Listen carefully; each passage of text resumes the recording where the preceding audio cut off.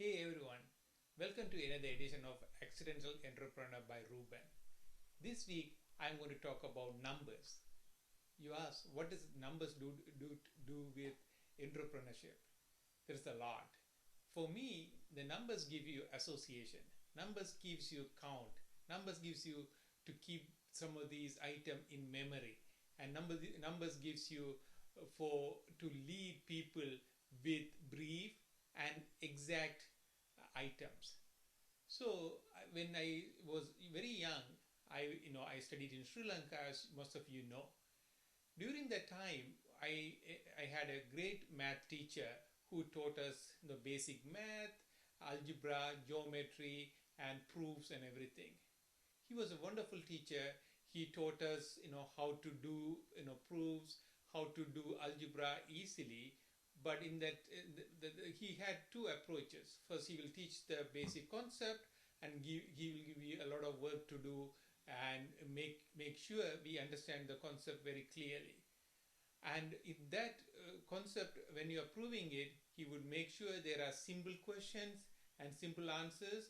And when as the questions become harder, he made sure we follow the orders and how we articulate those math.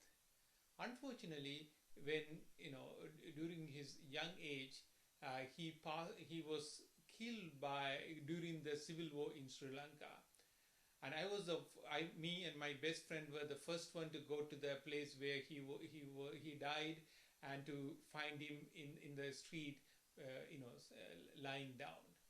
So that memory still carries and haunts me sometimes, but I am so proud to carry his legacy, his mathematical capability. And those math and the numbers and understanding that how to use that. And then I came to US when I am studying and I started working at Rockwell as a beginning. I learned that using those numbers to be very effective and to carry the conversation efficiently, I use the numbers to articulate all the concepts.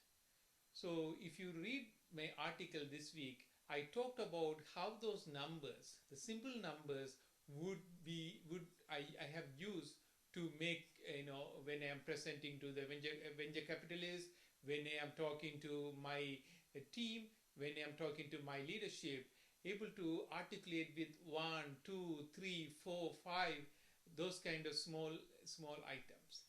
So this is important for people to understand rather than going into complex, convoluted, word-related conversation.